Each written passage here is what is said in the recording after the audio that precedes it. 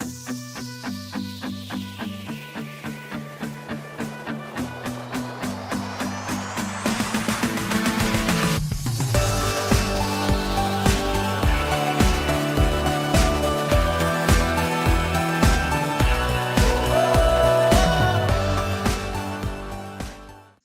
everyone, welcome to the first session of the winter school on secure and efficient implementation of cryptographic algorithm.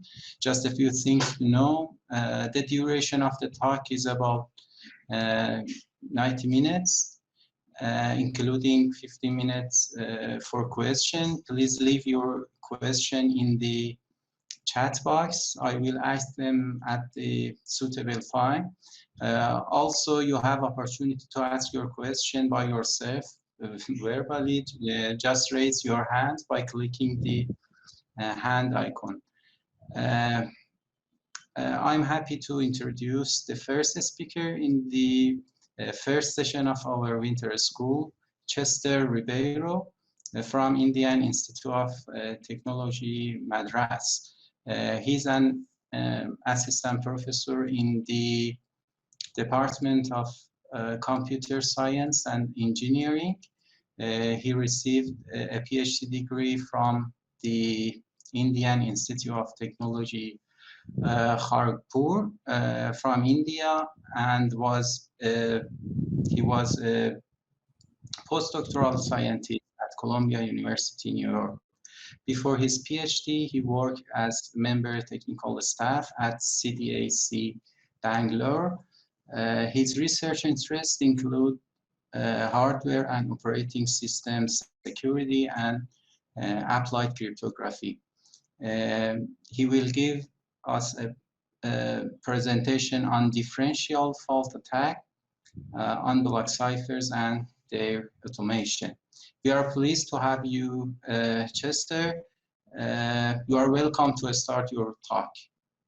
Yes. Thanks, everyone. Thank you for inviting me, first of all. And it's a pleasure to actually give this talk.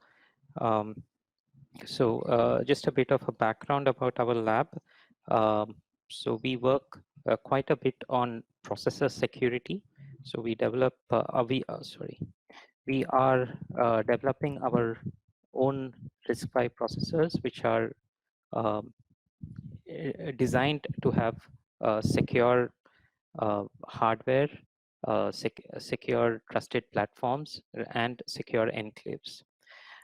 So part of this work, what I'll be talking to you about is based on that. So it would be, at least the second part of this talk would be based on how we would automatically evaluate hardware or software, for that matter, for vulnerabilities. So the vulnerabilities we are going to talk about are fault attacks. These attacks are extremely powerful because it could actually break strong ciphers like the AES or RSA within a few seconds.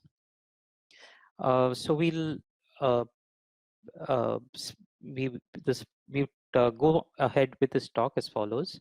So the first part of the talk, we would just focus on what differential fault attacks are, how they are mounted, and how an attacker could reveal secret information by faults.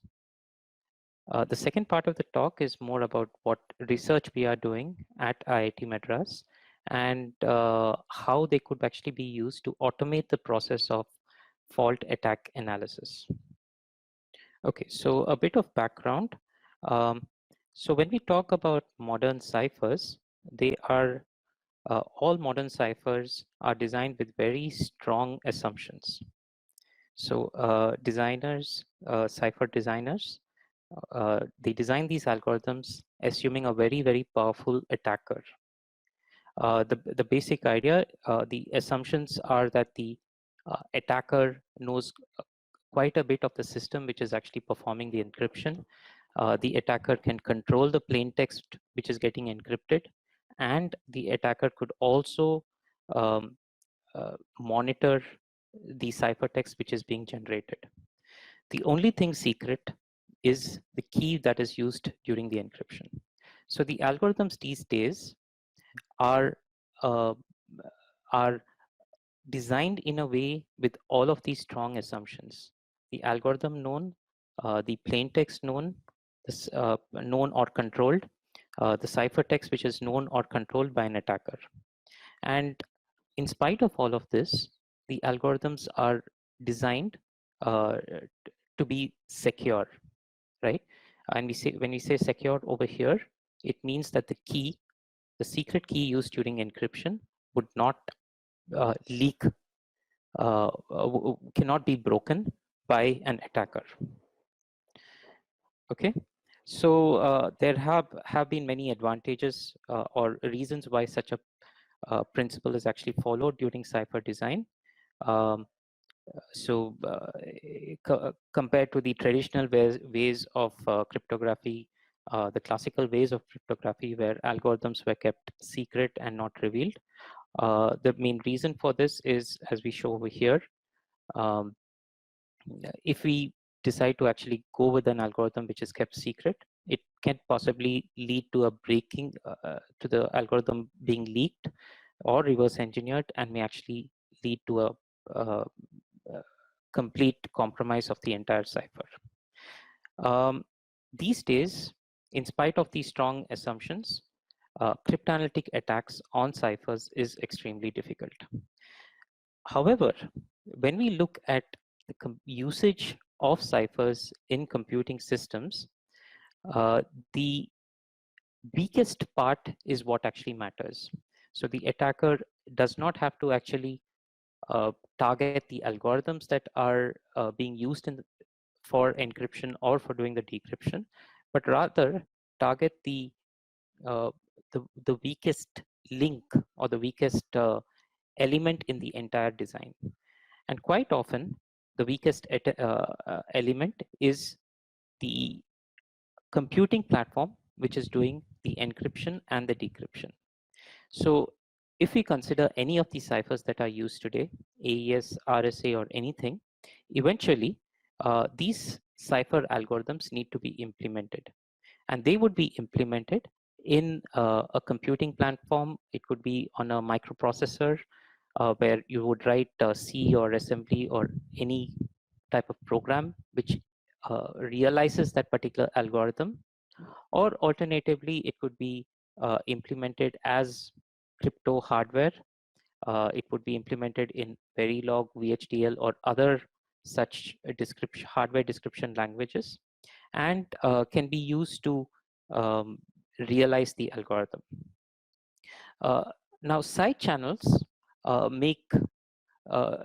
do not try to break the algorithm directly, but as we see in this very common figure, when we talk about side channel attacks, the attacker tries to take a route which is not direct. Okay, so for example, if the objective is to go from this side of the road to that side, but there is a gate in the middle, the side channel attacker would take a deviation, but eventually get to the other side of the road. Now, how does this deviation take place? So how does he actually bypass the security of these very strong algorithms? Okay, the essential idea is that when these algorithms are implemented on devices, for example, over here, we show that there's a mobile device by Alice and Bob, and these devices are realizing the encryption and the decryption algorithm. In other words, these devices are having the code, the implementation either in software or in the hardware for these encryption algorithms. And when these algorithms actually execute the encryption or the decryption, they potentially leak some information about the secret. So this leakage typically happens through what we call as side channels. And there are several ways which side channels can occur. Side channel leakage can occur, for example, through power consumption, electromagnetic radiation, execution time of the device, and so on. So what the attacker Mallory would do is that It could monitor the radiation from the device. And what is well known is that as the computation of the algorithm is going on, in other words, as the encryption is taking place based on a secret key.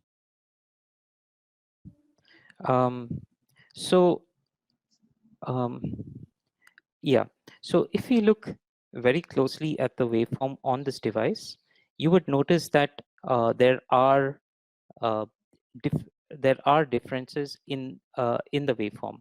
For example, a broader waveform over here indicates that there is a 1 in the secret key, while a narrower glitch at these points would indicate that there is a 0.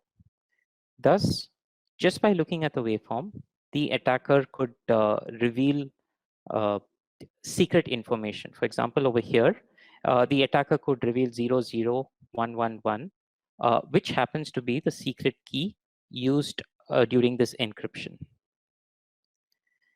Now, this is a very, very simple attack, often known as the simple power analysis or simple electromagnetic radiation analysis, but the attacks could be far more sophisticated.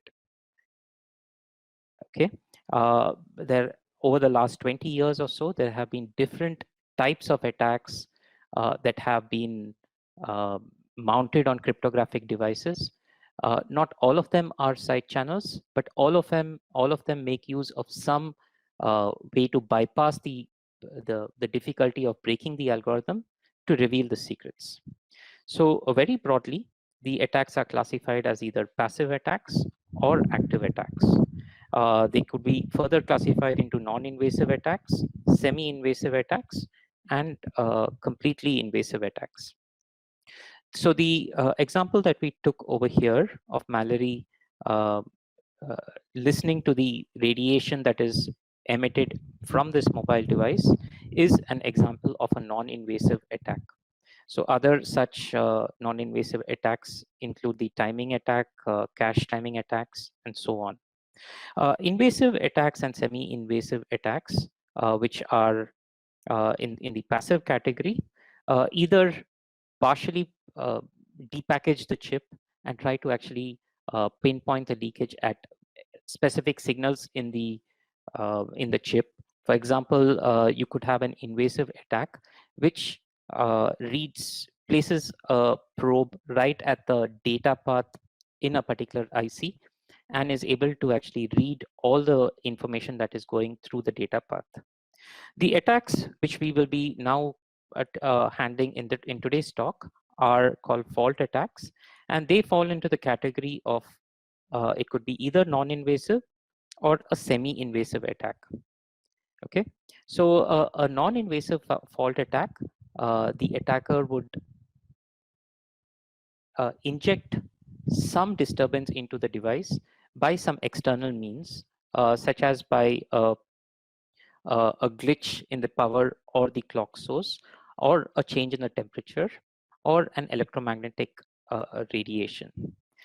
This is non-invasive because he does not actually open the chip, he does not depackage the chip, and so on. The chip is left intact, and what is actually done is that some external categories would influence the working of the chip. In the semi-invasive attack for false, on the other hand, the chip is depackaged and thus revealing the internal circuitry of this chip. Now the attacker is able to inject much more sophisticated and much more precise disturbances into the chip. So these disturbances, which eventually would lead to false, and we'll see how that can be used at a later point, could be done through, say, things like X-rays, again, electromagnetic rays, or other optical mechanisms. So when we are talking today about fault attacks, we talk about these two categories, both the non-invasive fault attack as well as the semi-invasive fault attacks. We don't try to distinguish between these two categories. So let's see what a fault attack actually looks like. Okay, so we've seen that there is the encryption, there is a secret key, and then based on the plain text, you get an corresponding ciphertext. So this is the very basic thing for all encryption algorithms, independent of whether it is symmetric key or asymmetric key. Now, during a fault attack, what happens is that the attacker disturbs the encryption. The disturbance is caused, like we mentioned, by injecting a glitch in one of the pins on the particular device by a voltage glitch or a current glitch or an electromagnetic radiation, X-rays, and so on. So this fault during the encryption would cause a disturbance. It would essentially partially change the output of a particular computation. For example, if let us say the encryption algorithm happened to be doing an addition and a fault was injected during the addition, it would cause the result of the addition to be changed or in other words, the addition would give a wrong result, right? You will not get the correct sum, we will get a wrong output. And this wrong output, or sometimes we call the faulty output, then propagates to the remaining functions during the encryption and eventually propagates to the ciphertext. Quite naturally, the ciphertext is therefore also faulty. So we call this as the faulty ciphertext, right? And it's wrong. It is disturbed. It is not. It is incorrect, and therefore it is not exactly the corresponding encryption of the plain text. But this is very critical for us because what the attacker can do is that it can take this faulty ciphertext, compare it with the correct ciphertext, do some kind of analysis, and reveal the secret key within a few seconds. Okay. Now there are various algorithms there are various ways to inject a fault. There are various techniques to actually do this particular analysis, and this is what we are going to see in the first part of this particular talk. Okay, so just to recollect and emphasize on how this fault injection is critical. So here is two examples of how faults can be injected.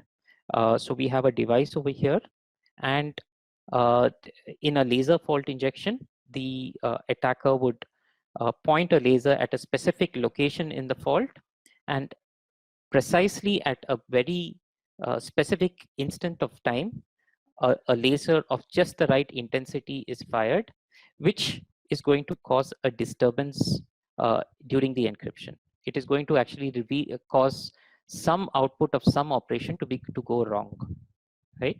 Alternatively, this is a more passive based, more non-invasive based approach to inject the fault through a clock glitch.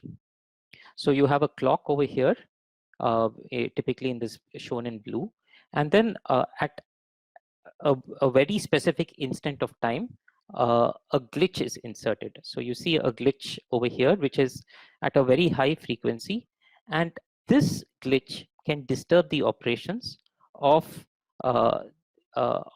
this crypto device, right? It could cause an incorrect output, and this incorrect output then propagates and causes a faulty ciphertext. So so at a high level, the action of injecting a fault is possibly the most difficult part of a fault attack. There are various attributes of a fault. For example, the XY coordinates, if you're talking about laser fault injection, the XY coordinates on this chip where the fault should be injected. These XY coordinates could be targeted specifically to a particular gate in the device, which is doing this critical operation. For example, it is maybe an adder which is doing a addition with a secret key or something, and therefore the location is very critical. The second attribute of a fault is the exact time intensity when this glitch or this particular laser should be turned on or should be activated. Why is this time so important is that, as we'll see later on, not all faults injected into a device can be actually exploited to get bits of the secret key. There is only a very small subset, roughly around 8% of all possible faults, actually less than 8% of all possible faults that are present, that can actually be exploited to gain some secret information or reveal secret information about the key, right? And the fault should be just injected at these locations when exactly these gates or when exactly these instructions are performing an operation. Now, if the fault is done before or after this particular instant, then the fault cannot be exploited. A third important thing, especially with laser as well as the other fault techniques, is the intensity of the fault. Now, if you have a laser which is too powerful, it may actually ruin the device. Similarly, if you have a clock glitch which is very powerful, and then it could actually spoil the device. And on the other hand, if it is not powerful at all, then it will not cause the disturbance, right? Finally, the fourth attribute for a fault is the type of fault, whether it is a random fault or a stuck-at fault, whether it just changes one bit or one byte or multiple bytes in the cipher. So all of this plays a very critical role to determine whether the fault can be actually lead to a successful attack or not. So we're going to, a lot of these things like the XY coordinates, the intensity and so on are more the physical aspects of injecting the fault. So we're going to actually talk about these two aspects later on, the type of fault and the instant when the fault is injected. And we will see how this type of fault and the type of instant could actually change how difficult a fault attack can be. Okay. So we look a little bit more about this. So we define something known as fault models.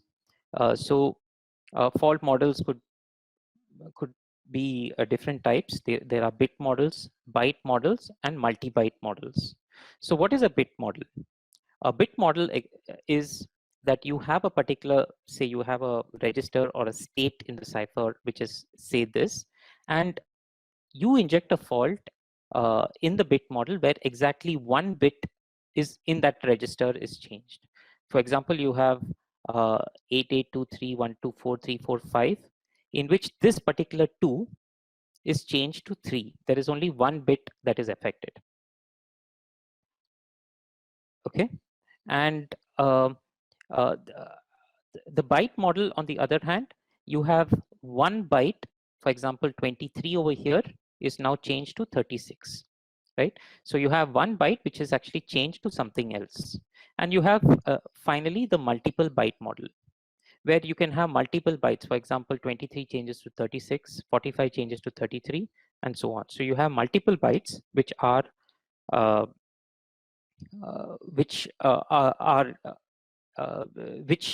changing due to the fault. Now, why is this important? Okay, so if you look at the realistic picture about how faults are injected, you see that it has to satisfy all of these conditions, right? And this is extremely difficult, right? And therefore, very likely, your fault cannot be so accurate.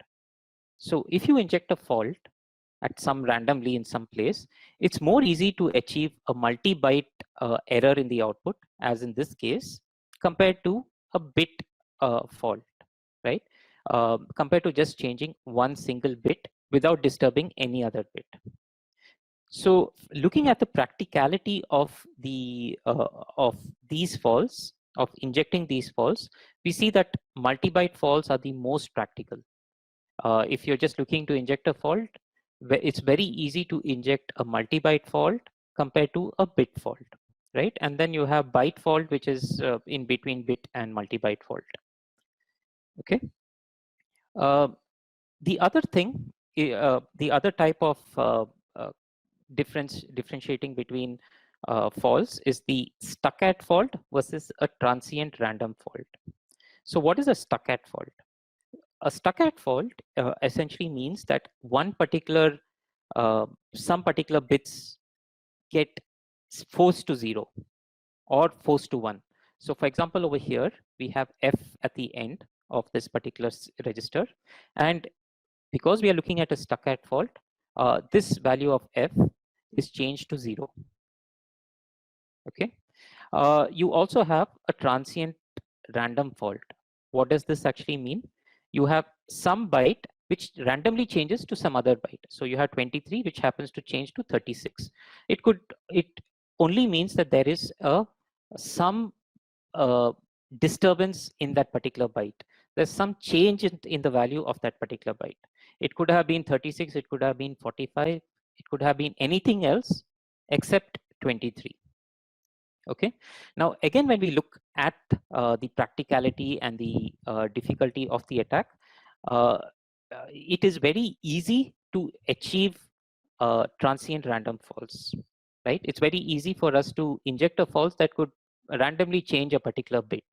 Now, if you actually tell me that I want to inject a fault which forces a particular byte value to some specific value like all zeros or all ones, that is going to be far more difficult.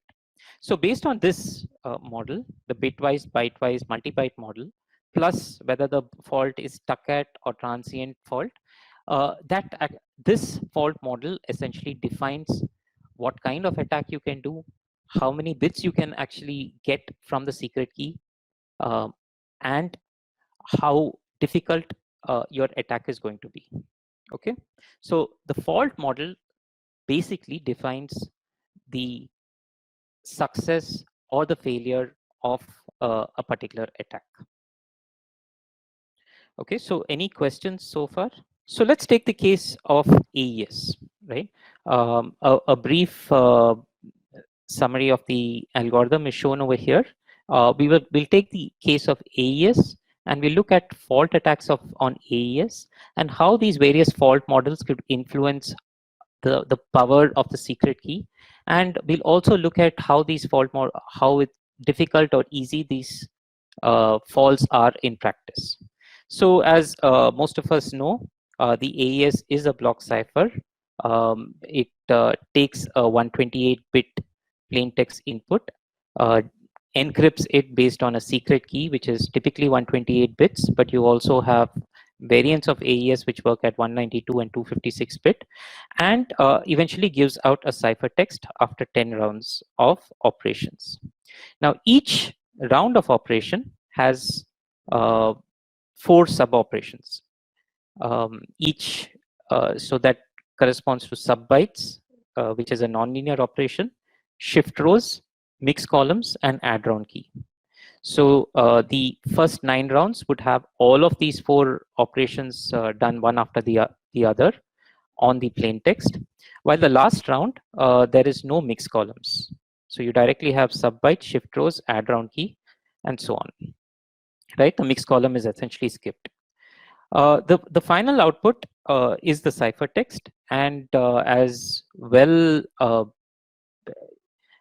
evaluated in multiple times, this ciphertext has very little information about the plain text. Right? Now, from ciphertext to plain text, the critical aspect which gets changed is something known as the state of the cipher. Now, the state is essentially a 4x4 matrix. It is arranged. It could be defined as just a simple array or a double dimensional array, or it can be changed depending on the way it is implemented. And this state essentially is modified after every operation. So, for example, you have a plain text arranged in a 4x4 matrix that gets added to the round key. The result is then sub-bytes, which is again the output is in a 4x4 matrix, and so on. Okay, so let's take a very simple fault attack on AES. Right. So as we've seen before, the AES plain text is of 128-bit. and then there are these multiple operations which go on AES, the multiple rounds, the 10 rounds, each of sub-byte shift rows, mixed column, and add round key.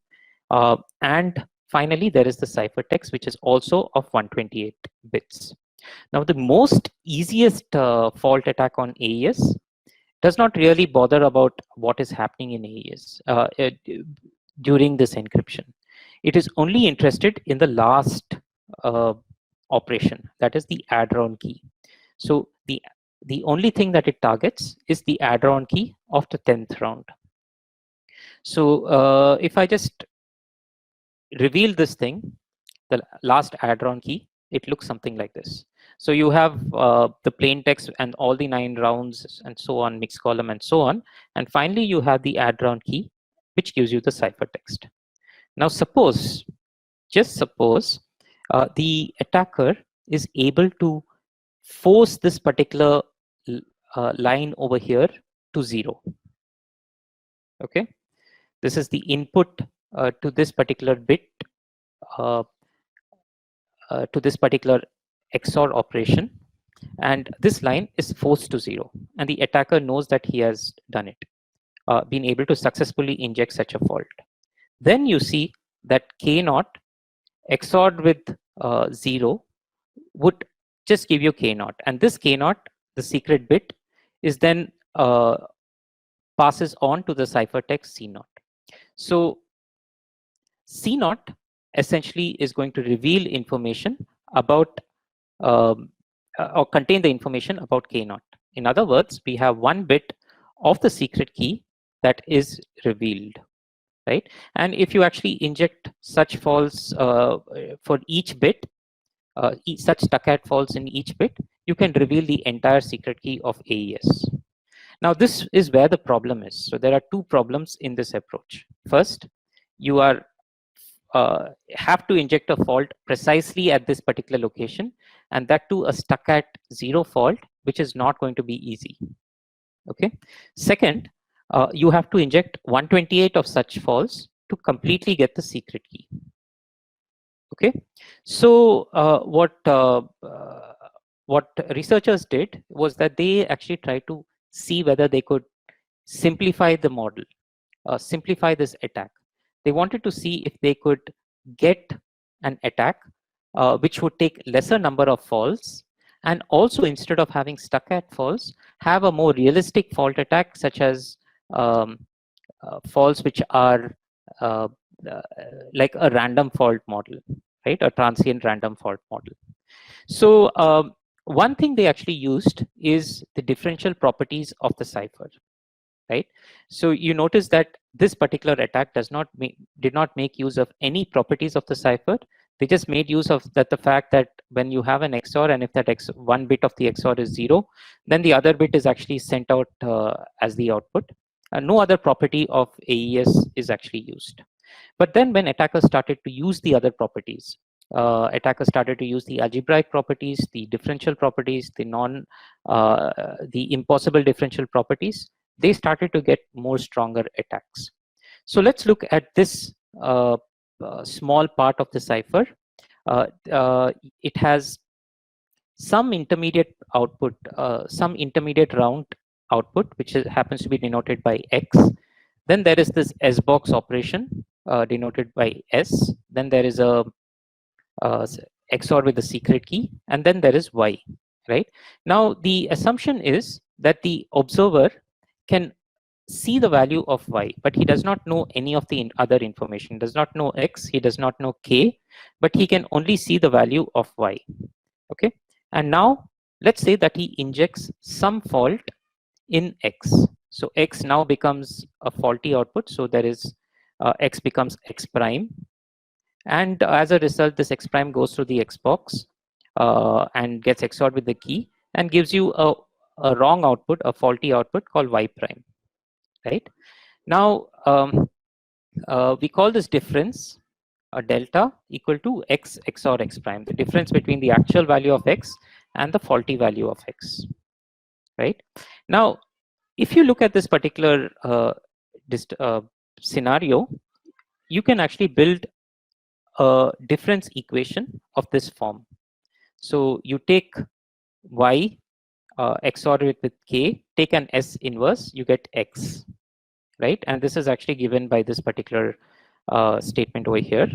Similarly, you have y inverse XOR with k, take an S inverse, you get x prime, which is this particular part over here. Now, S prime y XOR k XOR with S prime y x inverse y prime XOR k is essentially delta, which is this term over here. Okay. Now, we note that y and y prime are known. Okay. Now, if y and y prime are known, that means it can be observed by the attacker. And what the attacker wants to do is to try and identify the value of k, right? The secret key. So, assuming that x and x prime is known, there are very few possibilities. There are very few number of there's a very small set of k that will satisfy this particular equation. Okay, that is assuming that this delta is known. However, in reality, delta is just a fault. We may not always know delta, and therefore, in such a case, what we do is that we try every possible delta and try to actually get all the possible keys that would satisfy this particular difference equation, right? And quite in a quite realistic scenario, a small subset of keys would actually pass this particular or satisfy this particular equation for as you try out every possible value of delta, and your secret key, the secret set of possible keys is now therefore reduced. Okay, so let us take an example of this. We will now try to improve this attack that we've seen over here. Instead of doing a stuck at 0, instead of having 128 such faults, let us see if we can actually reduce the number of faults to something much lower. Okay, now we need to understand the algorithm, the AES algorithm a little bit. I will just go back to that particular slide, and we are going to focus only on the 10th round of AES. So if you go backwards, there is the cipher text, then there's 10th round add round key. There is no mixed column, but there is a shift row and there is a sub byte. Okay, so this is what we need to focus in the 10th round. And let us see how we can improve the attack by looking into the 10th round of the cipher. Okay. So the 10th round is given over here. There is the actually this is the 9th round key addition. You get a particular state over here, which is the output of the 9th round is a 4x4 matrix. And let us say that 1 byte of this matrix is denoted as X. Okay. Now this matrix goes into the sub byte of the 10th round. Then there is a shift row, and then the output of the shift row looks something like this. The value of X is now converted to S of X. Okay, and there is a final round, the 10th round key XOR, and the output Y is of the form S of X XOR K. Okay, so now let us see that we will try to see what happens if we inject a fault at this location. Okay, now we are not taking a random fault as yet. We will assume that we are injecting a single bit fault. Right, so we are disturbing or we are changing 1 bit in this value of X. Right, so when you become X to X prime, there is only 1 bit difference between X and X prime. So what this means is that delta, which is X XOR X prime, could have one of these 8 values, right, depending on which bit is affected by the fault. So as the fault propagates, this X prime becomes S of X prime, and the faulty output byte is Y prime equal to S of X prime XOR with K. Okay, and now we can build this equation. If you just look at this, we can actually build the equation that S inverse Y XOR K XOR with S inverse Y prime XOR K is equal to delta, right? And as we've said before, delta is from this set where it has just one bit which is set. Now this one bit is essentially the difference between X and X prime. Okay, so how do we solve this particular equation? So we want to solve for K. We know Y and Y prime, and we know that delta is taken from the set of 8, set of 8 possible values. Okay, so what we do is we simply plug in the value of each value of delta, try to solve these equations, try to find out all the keys that are all the values of K that will actually satisfy this equation, and these are the likely results. These are the likely values for this particular byte of key, the 10th round, first byte of secret key. Okay, and typically what we would get, at least in the case of AES, on average you would get around 8 possible solutions for this particular byte of K. So what does this mean is that this particular K byte, there are 256 possible values, and we have reduced it to 8 possible values by using this kind of a fault attack and using the difference equation as we've seen over here. Okay, just sorry about that.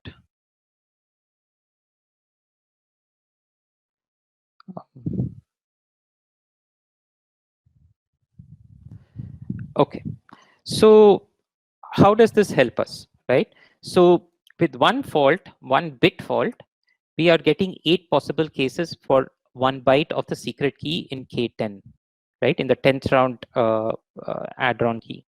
So there are 16 such key bytes, and therefore you have 8 power 16 possible keys at the end. So the complexity of this attack is 2 power 48. Okay, and the number of faults required is 16. Why 16? Because you want to each fault reveals 1 byte, and you want to reveal also 16 bytes. So therefore, you require 16 faults at this particular location. That is the just before the 10th round input. Okay, so now let us see. So this definitely improves the attack compared to our previous case. Previously, we required 128 stuck at false. Now we have just reduced it to 16 false. The complexity of the attack is reduced to 2 power 48. And let's see if we can actually make it better. Okay, so we would now go one step above, right? So previously the fault was at this particular location. Now what we will say is we will go and inject the fault in the 9th round. Okay, so we inject the fault at the output of the S box in the 9th round. So this fault over here is called F. There is the mixed column operation. So what the mixed column does is that it spreads the fault, spreads this particular fault to 4 bytes, right? And there is this equation also which gets set up. So F gets spread like this. There is 2F, F, F, and 3F, right? So there is some linear, there is something which is linear in terms of the fault. And as before, this spread due to the mixed columns. Then there is the substitute byte. There is the shift row, and therefore the fault gets moved like this. And then finally at the output, you have 4 bytes which are affected. These 4 bytes are shown in red and over here, right? So this particular fault at the output of the 9th round sub bytes affects 4 bytes at the in the ciphertext. So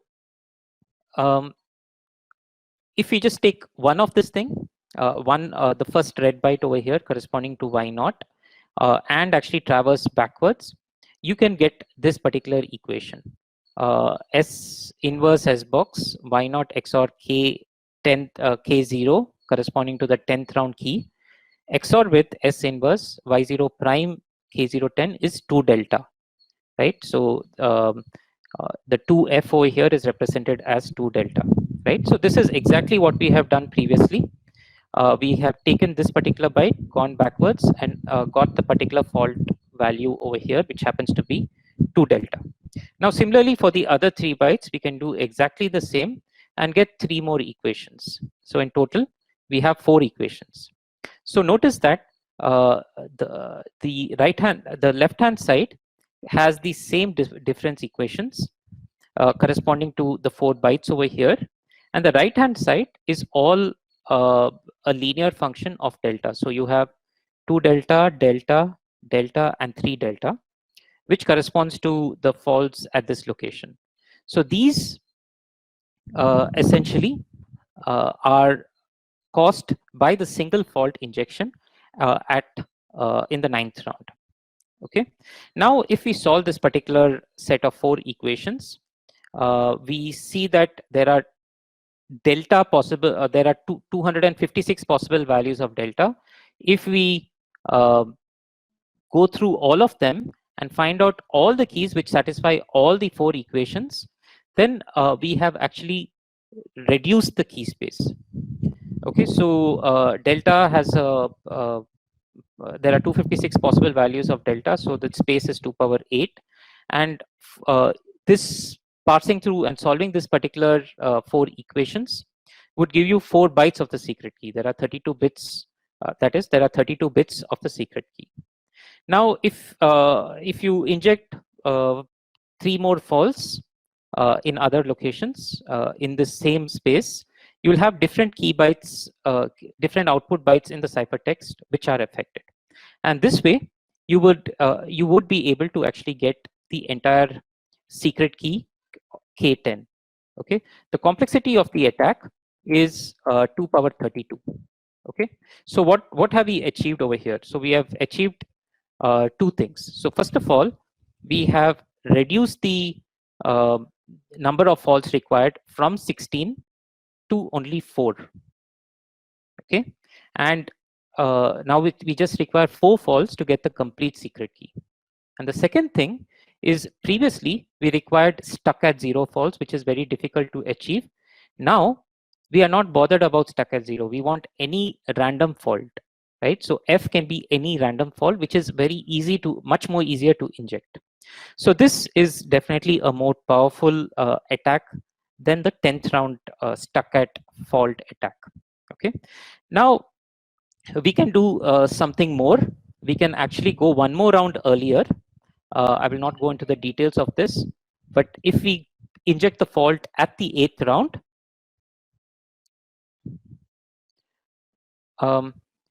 it would look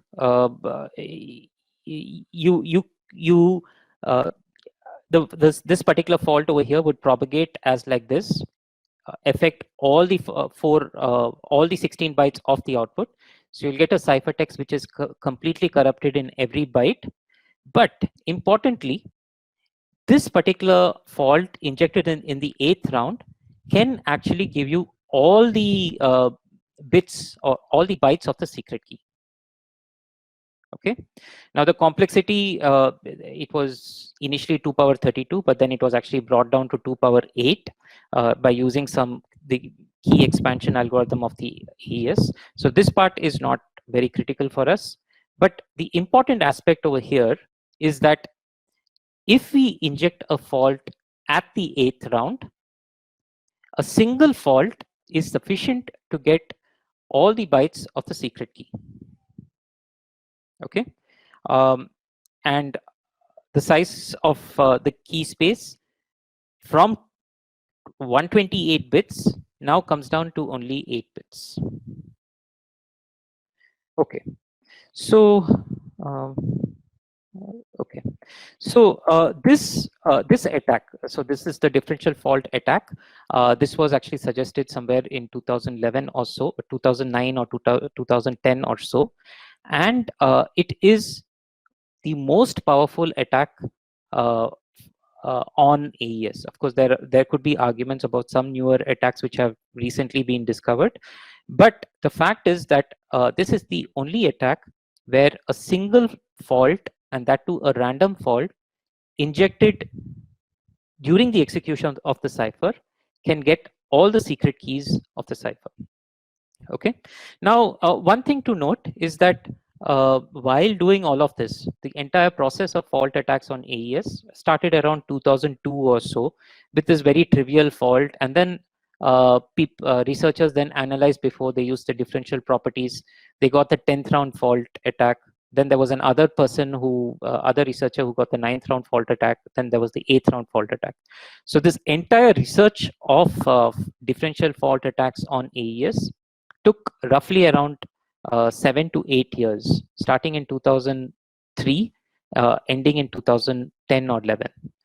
In 2012, there was one paper which actually showed that this 8th round attack, information theoretically, is the best attack on AES. You could not have a better differential fault attack on this particular cipher. So what do we learn from this, right? We learned that that you, first of all, using differential properties of the cipher can reveal secret information, right? Second, based on where the disturbance is injected, where the fault is injected, the amount of information that you learn and the complexity of the attack would be affected. For example, with the 8th round cipher, with the 8th round attack, you learn maximum amount of information about the secret key. In fact, the entire secret key with just a difficulty of 2 power 8, complexity of 2 power 8, right? And this was for one particular cipher, AES. Now, if you look at any other cipher, like there are so many ciphers, especially with the lightweight crypto competition which is going on, there are so many ciphers that are being developed. So all of these ciphers are likely to be vulnerable to fault attacks.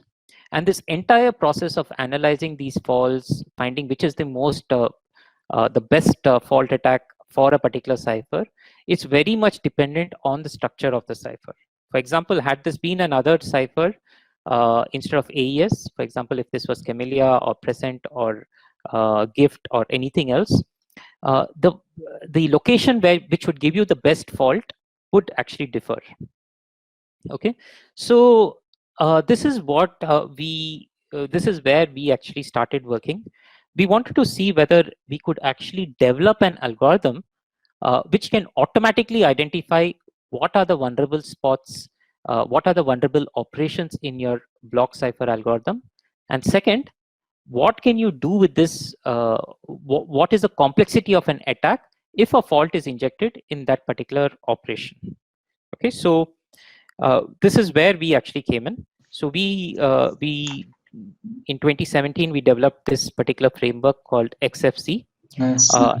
Chester, sorry to interrupt you. There are some questions can be asked right now? Yes, please. Yes, the first one is about, I think, the attack model.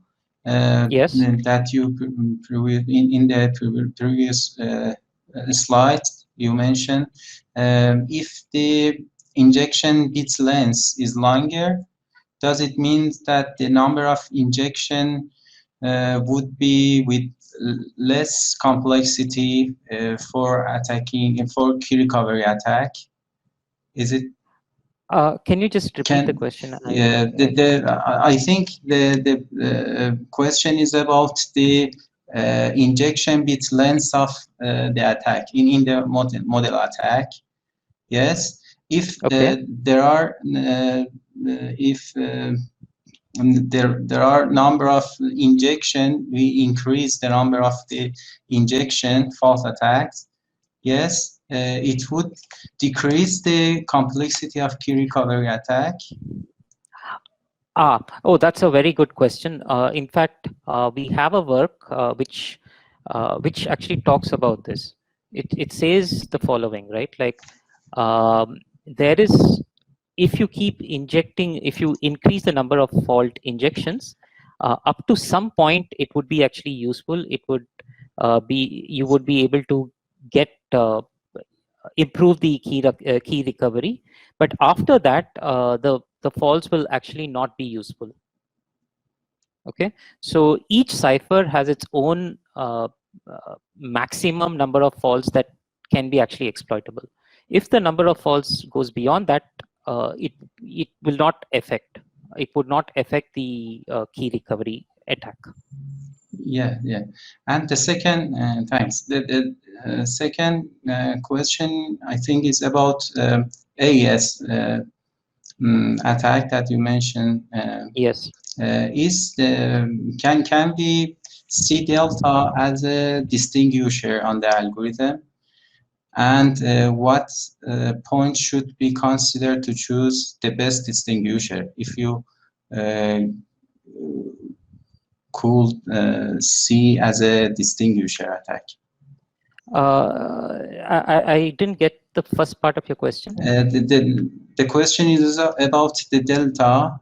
When you apply the fault, you have a delta. Can we have a look at the delta as a distinguisher? Oh, okay. To apply distinguisher attack? Yes, I think that's a very, very interesting question.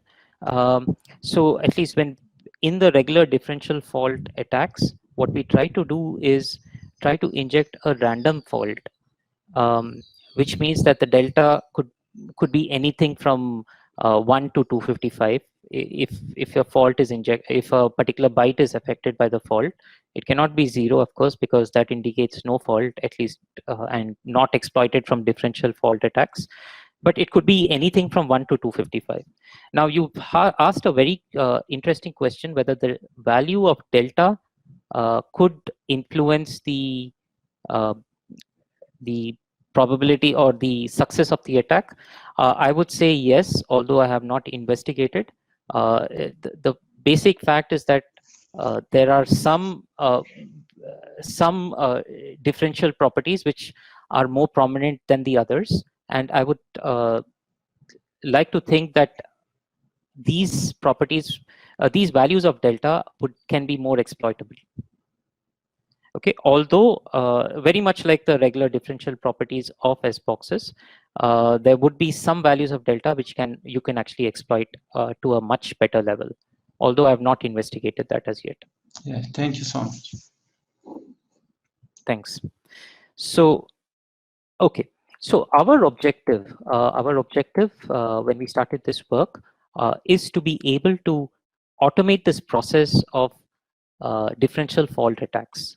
So what we wanted was an algorithm, or over here we call this as a framework called XFC, which could take a cipher as input and take a particular fault model, and this fault model would be a particular location in the algorithm, a particular operation which is affected by the fault, and automatically be able to identify what are the keys that can be determined and what is the complexity of the attack, right? So this was automatically done by this framework. So for example, if I just take the AES, so prior to this work, differential fault attacks were analyzed manually, like what we've seen over here. Getting all of these equations was done manually. And what this paper suggested is, by the help of these framework, we can get all the exploitable locations, all the exploitable operations of AES within a few seconds. So for example, what we do is we number the operations. So there are functions. The functions are numbered 1 to 40.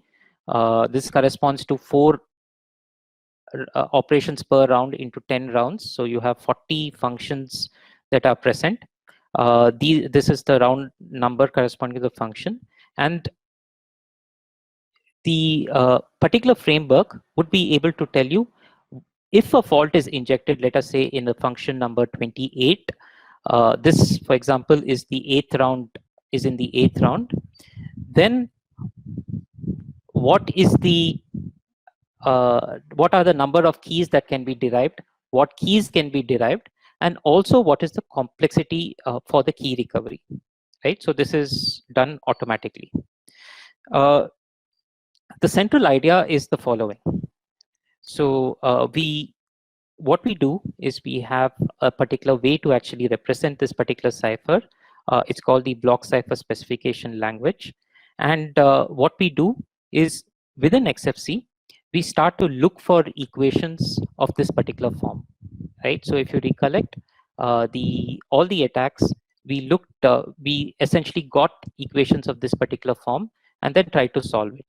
So in a very similar way, what XFC does is that it tries to obtain as many equations as possible based on a particular fault model, a particular operation that can be affected, and tries to estimate the complexity of the attack.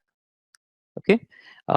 Now, if you notice, the left-hand side is the difference equations. It has several keys that are obtained that can be represented by these equations. On the right-hand side, we have linear functions in delta. Okay, delta is the fault that we obtain. So for example, if we go back here, we see that there is 2 delta, delta, 3 delta, and 3 delta. These are linear equations in delta. So given a particular fault, we try to get as many equations of this particular form. And from here, just the number of equations present would give you what are the number of keys that can be obtained, right? So if you have n equations corresponding to n different key bytes, then you have n key bytes that can be revealed. Now the complexity of the attack would be the size of delta. So in this particular case, if delta is, for instance, a byte, it would mean that you can reveal n bytes of the secret key with the complexity of 2 power 8, since we are assuming delta is a byte. Okay, so this is the basic idea. We just need to search for these type of equations, this format of equations. So how do we do this? So the first thing is representing the block cipher. Now, if you actually think about it, a block cipher, it takes a plain text. There are a series of functions which are sequential, one after the other, which are executed. And then finally, you get the ciphertext. Okay, so we have a language known as the block cipher specification language, which has a way to represent these particular functions. And we also mention to the block whether these functions are linear or non-linear. Like, for example, if the function happens to be an S box, like these blue things over here, then we also we need to mention that this is a nonlinear function, or this is an S box, and we need to specify some aspects of the differential properties of this particular of the S box that is used over here. Okay, so this is the way we actually represent the cipher. And yeah, this is an example, right? So for AES, it has 40 functions, F1 to F40, and we specify that like whether each one is linear or non-linear. So we don't need many more things than that. Besides this, we need to know how the information propagates from one function to another, how the mixed column works, so how it actually diffuses a bit a byte to the next at the output. How does the shift rows work, and so on, right? We just need to know how information propagates.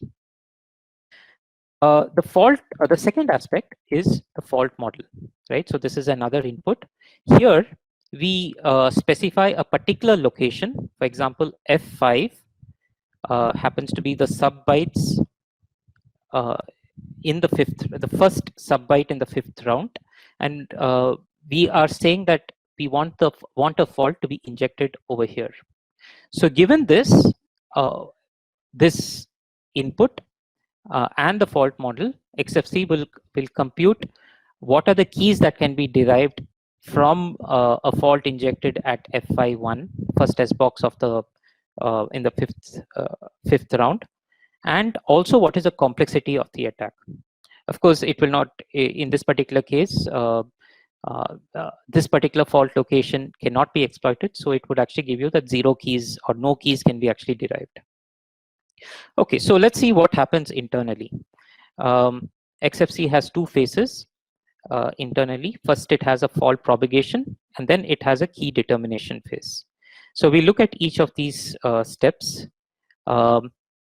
So the fault propagation phase, essentially it has a way to propagate information, or to look at how this particular fault propagates through the cipher. So we've taken a small toy example of a cipher, and we are saying that the fault is injected at this location.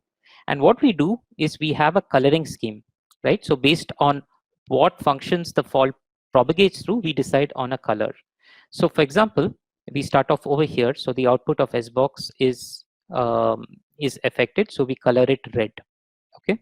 Now this fault propagates through the diffusion layer. So it affects more number of outputs. So all of them are still red. Essentially, when the fault propagates through a linear operation like diffusion or a key addition, we would retain the color, in this case red. So here, for example, there is the key addition, which is also linear, as we see here, and therefore this would also have the color red, right? So now you see, right? So there is an SBox operation, and the fault has actually arrived at this SBox operation. So now we need to change color. So each output of the SBox would take on a different color. So here, for example, there's blue, and here it's a green, just because the fault has hit a nonlinear operation like the SBox. Now this continues. So there is the diffusion. Diffusion does not change colors, so we still retain the blue and green. Key addition is again linear, so we retain colors. But now we have the SBox operation over here, which is nonlinear, and therefore we change colors, right? So the single fault propagates, takes on different colors as it propagates, and finally gives a colored output. This comes to our second. So what does this actually indicate? So essentially it means that if you have two colors which are the same, or two regions which are same and the same color, it means that they are equal or linearly related. Okay. On the other hand, if we have two different colors, like for example, the green and blue or the green and red, it means that there is no relationship, or there is some nonlinear relationship between those two, and you cannot actually use them much during a differential fault attack. Okay. Now the second phase.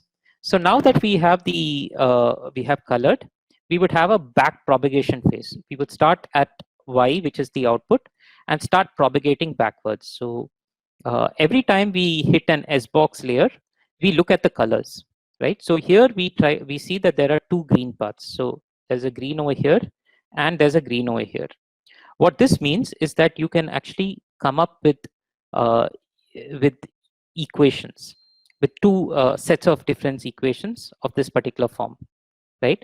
So because they are of the same color, so you know that the delta, the fault difference, is going to be linear. So on the right hand side, you can have some linear function in delta, and the left hand side is just obtained from fault propagation. For example, y1 XOR k1, which happens to be this, SBox inverse, which is this, XOR with the fault y1 prime XOR k1 corresponding to the fault, and SBox inverse would give you some g1 delta, right?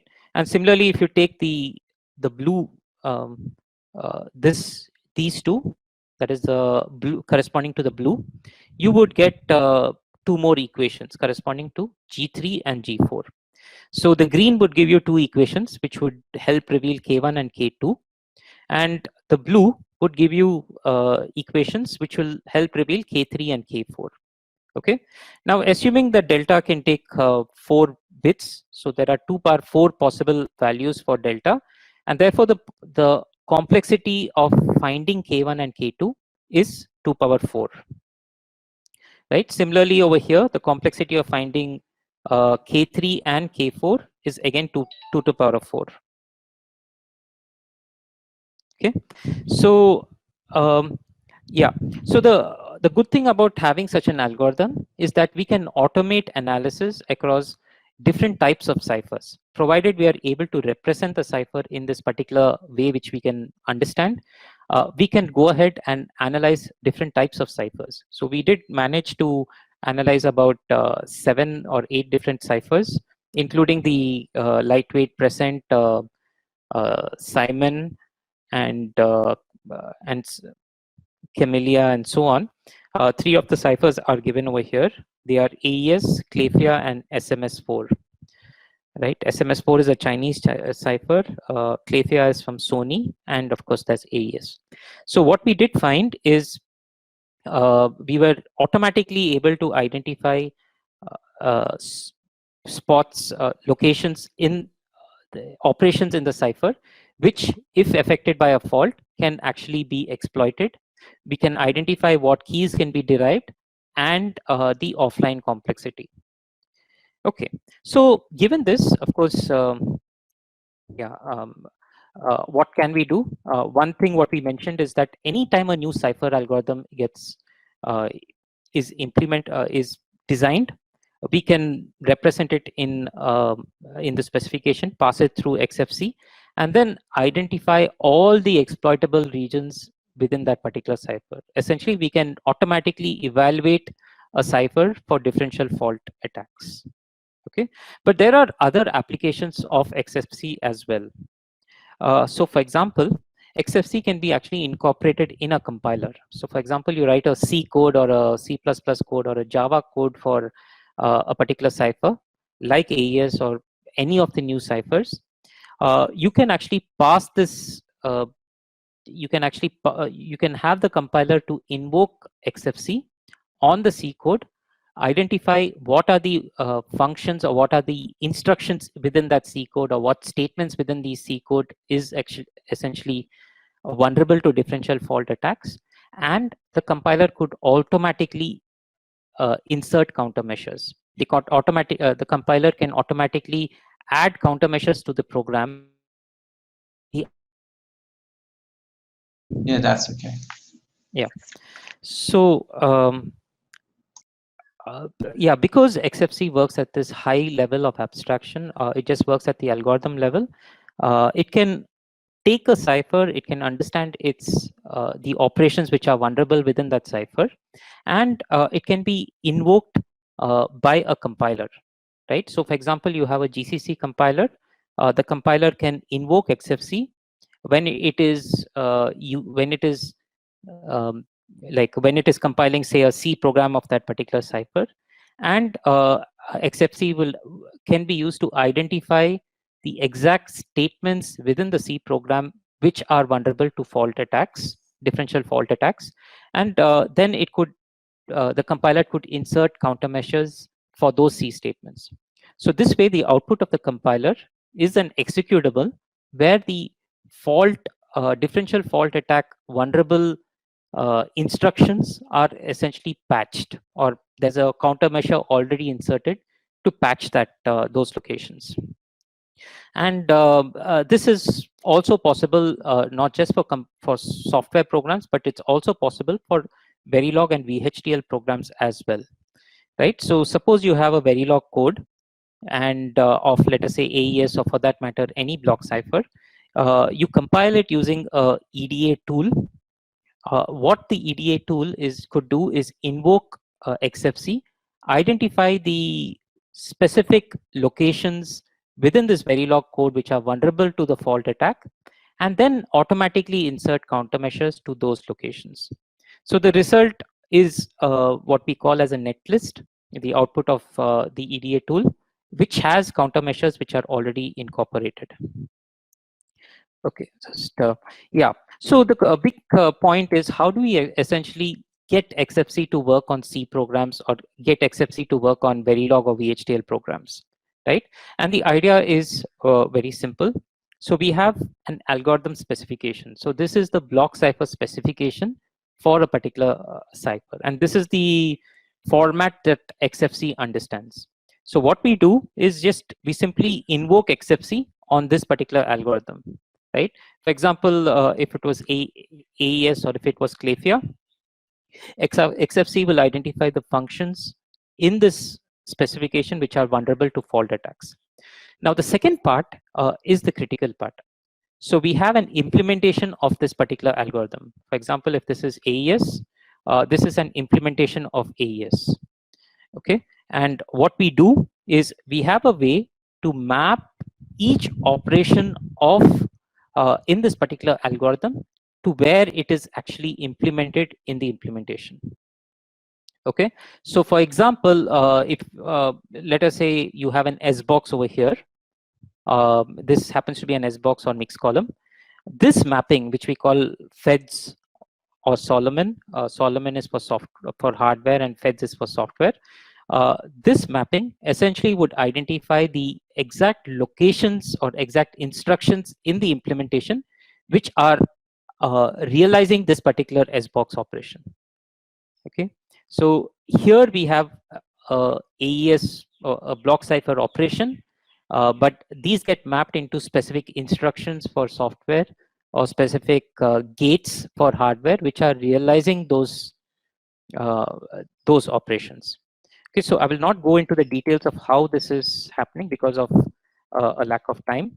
The generic idea is that we take the algorithm, we take the code, we try to find out equivalence between the algorithm and the code, and from this, using this equivalence, we identify which part of the code is equal, where a particular operation is implemented, and so on, right? And internally, we use some kind of a model checker, or we use a model checker for software. For hardware, we use a SAT solver to essentially get identify the equivalent points. Okay, so I'll just show you this particular example and why it is important, right?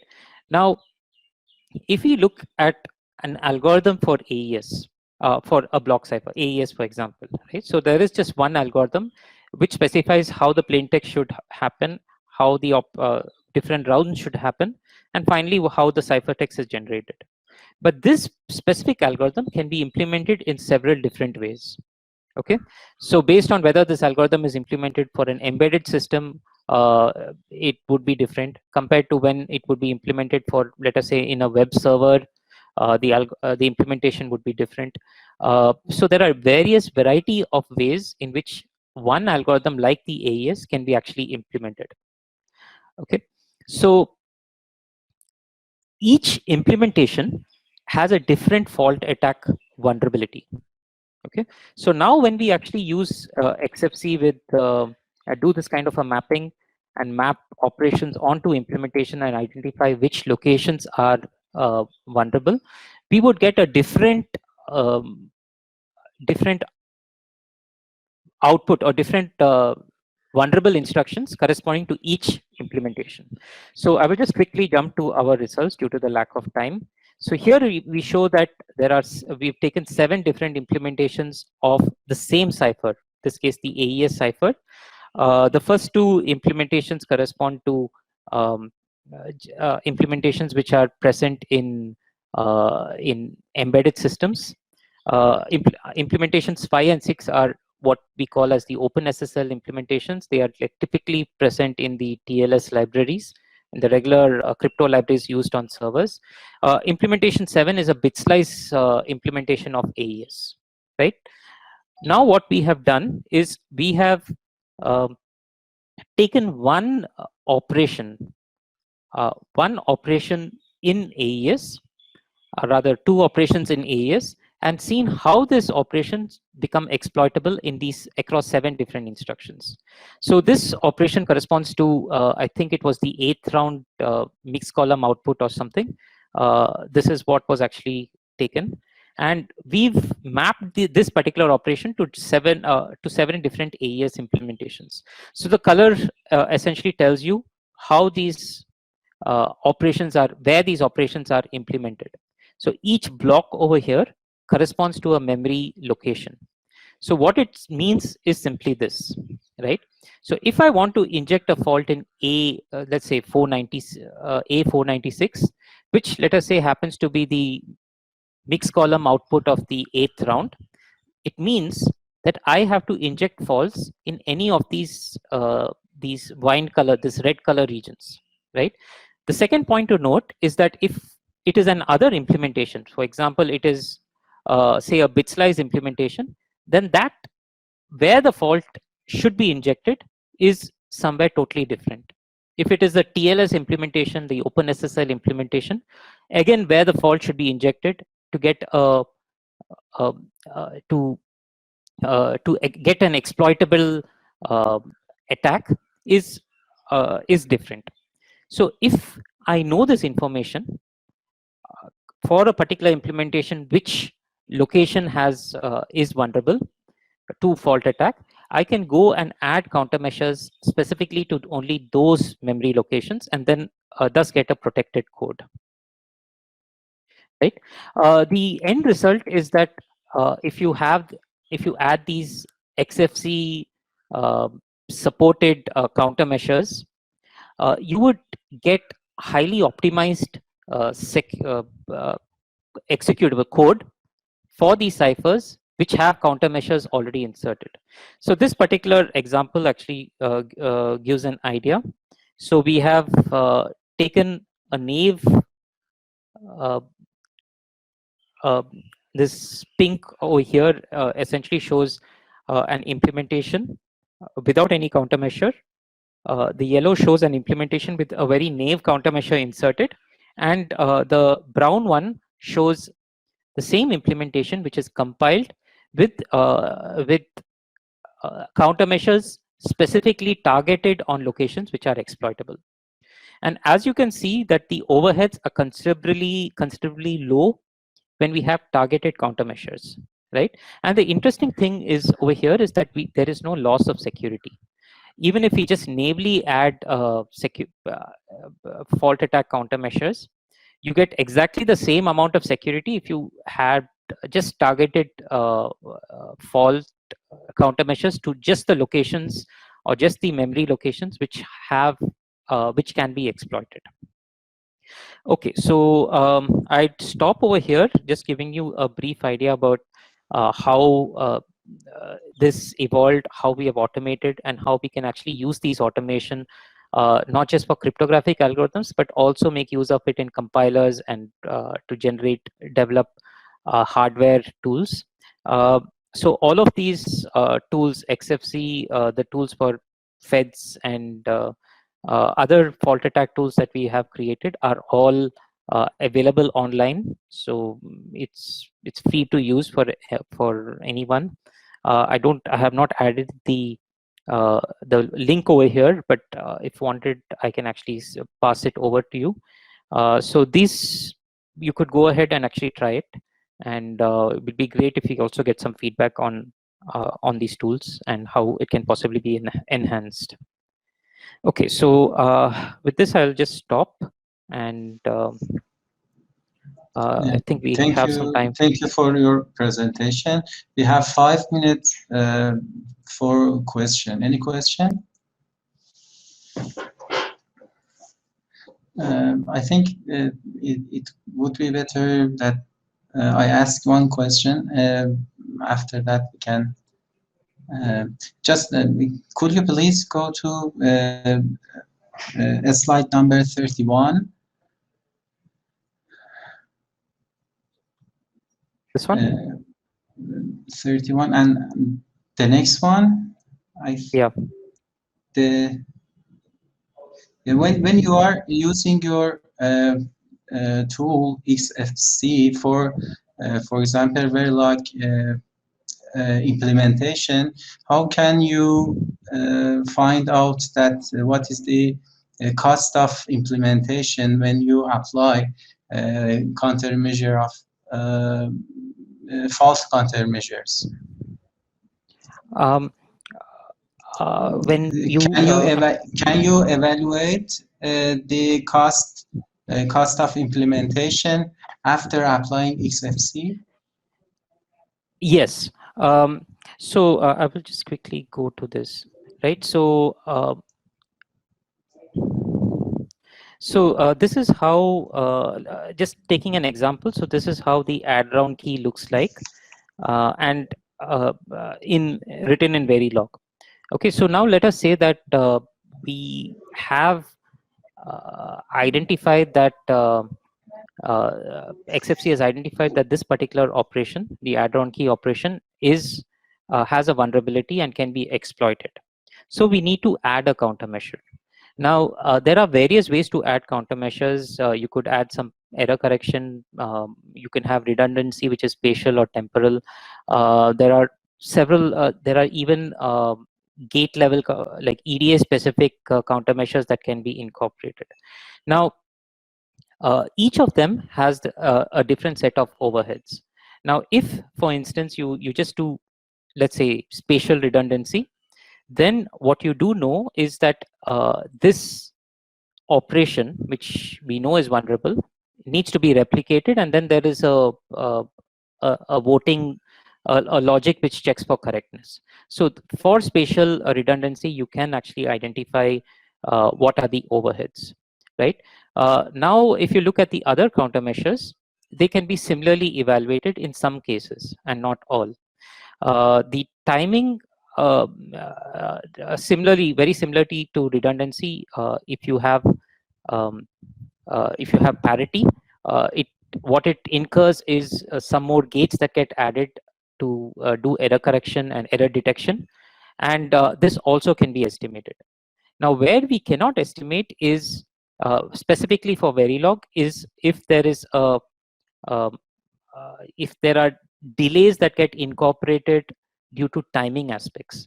So, for example, if you add certain countermeasures which increases the critical path of your design, then it has an influence on the clock frequency, on the speed at which your design can actually run, right? So it can, for example, adding a countermeasure could slow down your design depending on whether that countermeasure comes into your critical path. So evaluating for time, the time overheads for these countermeasures is not that straightforward, but we can definitely get an estimate of the area overheads for the Verilog code when countermeasures are inserted. In fact, we've been able to do that over here. So I don't think this this particular result shows the is what I was wanting for, but yes, we can see the overheads with respect to number of gates required, but timing is a bit more difficult to do. Yes, thank you so much for your interesting presentation. Is there any question? I think we are out of time. Can I have a question? Yeah. Yes, go ahead. Okay. Thank you very much, Chester, for the talk. It's natural. I see the XFC as an tool to find the best differential output, differential characteristic to do better key recovery. So, if I am right, then how much we can relax the fault model in this attack? For example, if we go for Cipher attack and other differential fault, not differential, other types of fault attacks. Yes. Okay. That's a very good question. So yeah. So let me just give you a bit of history. So the work of fault attack automation, I think XFC was one of the first works in this area where we spoke about differential fault attacks. The works that followed looked at other variants. So for example, the impossible differential fault attacks. This is still a very open problem. So how we can actually use such automation to, for instance, to evaluate, say, things like Cipher or persistent fault attack, fault analysis, and so on, that's still open, and it's an open-ended research and possibly very interesting. So currently XFC cannot do it. Currently none of these automation tools can actually evaluate for Cipher or any other fault attack model other than differential fault attacks, impossible differential fault attacks, and algebraic fault attacks, right? But this is something which we could possibly work on, and it would actually be very interesting to enhance such tools. Thank you very much. I have no question. Ali, Thank you. continue the talk. Thank you, Chester. Thanks. We are out of the time. Thank you so much, Chester. The next talk is about will be started 10 minutes later. Thank you so much. Thanks everyone. Bye. Thanks for inviting me again. Thank you. Bye.